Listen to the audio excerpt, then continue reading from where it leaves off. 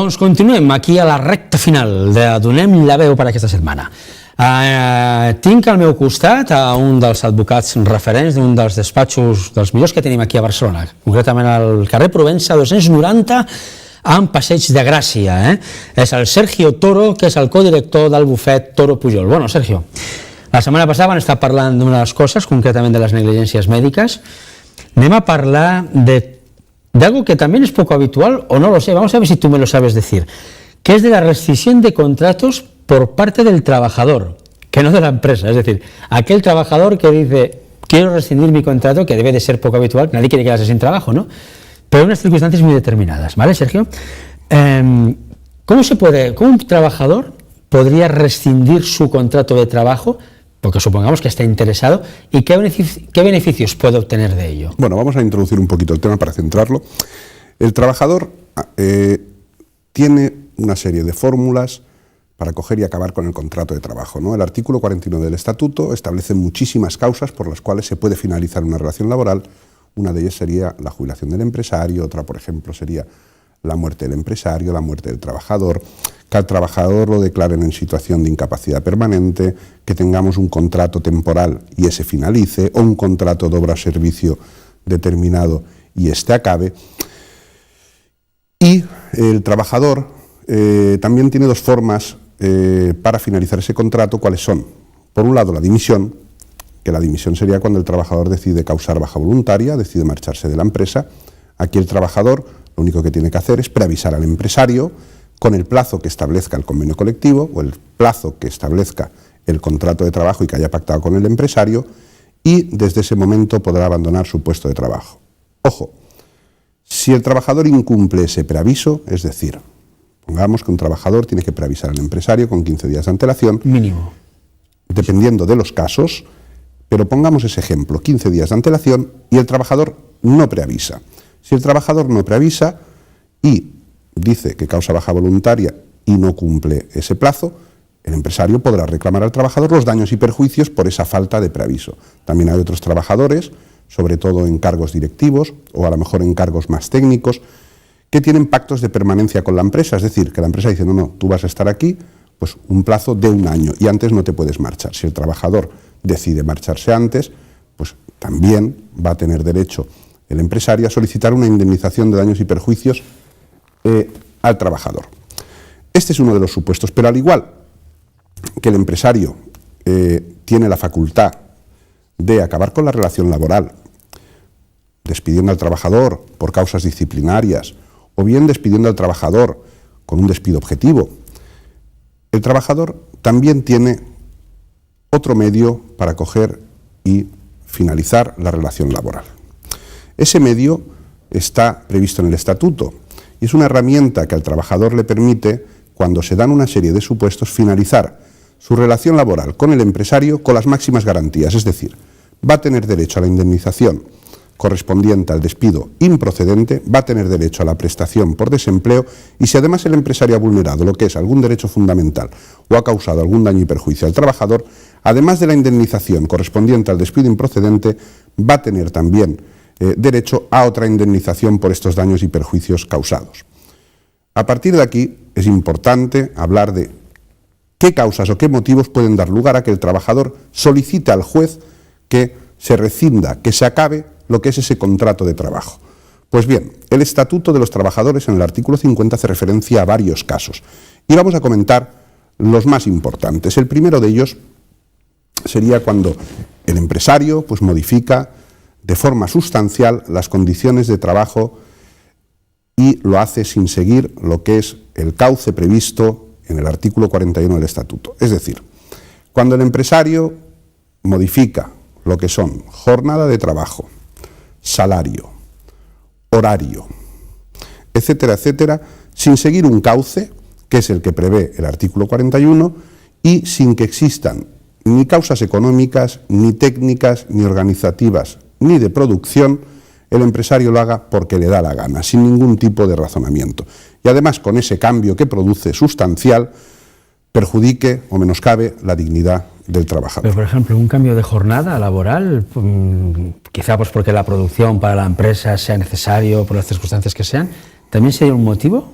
Sería un motivo siempre y cuando el empresario no haya seguido un cauce, un procedimiento que en otro programa podríamos hablar, unas pautas que tiene que seguir antes de cambiar una jornada o de cambiar un horario. Correcto. Si no lo hace de ese modo, el trabajador tiene derecho a solicitar ante un juez rescindir ese contrato de trabajo. ¿Desplazamientos de empresas, por ejemplo? ¿Traslados de...? Eso sería una causa también de rescisión del contrato, que sería lo que se llama una movilidad geográfica. Cuando esa movilidad geográfica se hace para fastidiar al trabajador o se hace sin una causa aparente, también podría llegar a ser una causa de extinción del contrato. Pero aparte de esa, tenemos cuando el empresario deja de pagar el salario al trabajador. Bueno.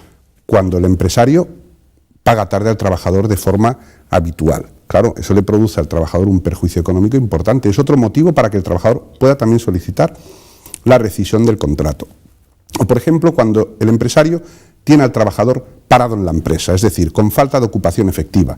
Lo tiene sentado, arrinconado, realmente sin hacer absolutamente nada ni sin darle trabajo. Y otra de las causas que vendría a ser como una especie de cajón desastre donde podemos incluir varias que la jurisprudencia ha ido elaborando, sería cualquier otro incumplimiento grave de las obligaciones por parte del empresario. Aquí hablaríamos, por ejemplo, de la falta de ocupación efectiva, hablaríamos también de cuando un empresario no da de alta a un trabajador en la seguridad social, hablaríamos también... Bueno, incluso ya estaría cometiendo un delito penal. Bueno, sería una infracción administrativa. Porque a veces el trabajador no es consciente de que no está dado de alta en la seguridad social, porque ahí tenemos la inquietud de ir a mirar si estamos dados de alta, ¿no? Correcto, y a lo mejor... Te das cuenta cuando te vas de la empresa, cuando te despides, cuando ¿no? te vas o cuando Tesorería te manda lo que es un certificado, un informe de vida laboral, y ahí ves y dices, ostras, yo estaba trabajando en esta empresa. Y no me sale. Y no me sale. ¿El responsable sería el empresario o sería el trabajador? No, el responsable es el empresario. Siempre. Siempre. Es decir, no se le puede achacar al trabajador el hecho de que te tienes que estar informado y tienes que... No. Lo que es la obligación de alta y cotización corresponde al empresario. Entonces el empresario es el que tiene esa obligación y tiene que cumplirla. Si la incumple, pues el trabajador, como decíamos, puede decir al juez, oiga, señor juez, este señor me tiene trabajando desde hace 3, 4 años. Sería como trabajar en negro, entre comillas, ¿no? No, sería trabajar en negro. O sea, que es uno de los delitos más perseguidos también por la Hacienda Pública a nivel empresarial. Lógico, y además es una infracción administrativa grave y la Inspección de Trabajo castiga estas conductas con multas más que considerables. Entonces, estas son las formas, dijéramos, más habituales de que el trabajador pueda solicitar que se finalice la relación laboral cuando el empresario está incumpliendo. Pero dentro de ese cajón desastre, la más utilizada o la que más se sufre por parte del trabajador, mejor dicho, es cuando se da una situación de moving, de acoso laboral, de moving tanto objetivo como subjetivo, es decir, cuando el empresario intenta cansar, amargar, marginar al trabajador para que este trabajador llegue un momento que se canse, que no aguante más y abandone de forma voluntaria su trabajo. En estos casos también, como veníamos diciendo antes, además de solicitar la indemnización correspondiente al despido improcedente, el trabajador podrá solicitar una indemnización de daños y perjuicios por vulneración de derechos fundamentales. Obviamente habrá que probar siempre este tipo de actos, es decir, si sufres bullying en el trabajo tendrás que probarlo, o móvil, ¿no? No, habrá que probarlo, hay que probarlo. ¿Cómo se va a probar? Pues lo probaremos a través de informes médicos si estamos siendo tratados, lo probaremos a través de testigos, que pudieran ser clientes, que pudieran ser proveedores. Tenemos que buscar el mecanismo de prueba que más nos ayude a demostrar que esa situación se da de ese modo. Pero no solo lo que es el empresario o el jefe puede cometer o puede llevar a cabo esa actuación de acoso hacia el trabajador. También puede ser que sea un superior jerárquico del trabajador o incluso un compañero del trabajador. En todos esos casos, el trabajador va a poder solicitar la extinción del contrato de trabajo ante el juez. ¿Qué ocurre? Un inconveniente, entre comillas, dijéramos, de cuando se solicita esa extinción de contrato es que el trabajador debe permanecer prestando servicios a la empresa durante todo ese tiempo. Y eso hace que una vez interpuesta la demanda se pueda crear una situación tensa o violenta, y más aún cuando hablamos de empresas chiquititas o empresas más familiares, en las cuales hay un contacto prácticamente codo con el dueño. En esos casos se puede solicitar también, pero hay que saber, hay que ser consciente de que la situación puede ser más violenta o más tensa. En determinados supuestos, siempre solicitándolo ante el juez, podemos incluso conseguir que esa persona que está sufriendo esa situación de mobbing o acoso, el juez la exima de seguir prestando sus servicios mientras se sustancia el procedimiento. Eso también puede ocurrir, pero son los menos casos, son excepciones o casos en los cuales se da una gravedad y el juez considera que le va a producir un perjuicio grande al trabajador, más grande el ir a trabajar que el dejar de hacerlo. Y mientras tanto, el empresario sigue teniendo la obligación de pagar el salario al trabajador. Pero eso es importante, el trabajador no puede dejar de ir a trabajar. Es lo que te iba a preguntar, o sea, el empresario está obligado a pagar ese sueldo. Correcto. Igual que el trabajador está obligado a seguir trabajando, salvo que un juez... Pero claro, cuando se llegan a esos extremos ya, ni el empresario está a gusto con él, ni él está a gusto en su trabajo, y al final eso es... Es que precisamente en esos supuestos la relación normalmente está muy deteriorada y cuando un trabajador se plantea el interponer una demanda de este tipo es porque no quiere seguir en la empresa, claro. Lo tiene absolutamente claro y no hay vuelta atrás. Estamos hablando de casos hasta que no cobra el último céntimo de lo que le pertoca, teóricamente no se tendría que ir, o sí, o se puede ir antes. Bueno, el trabajador siempre, como hemos dicho antes, puede dimitir, puede causar baja voluntaria y marcharse.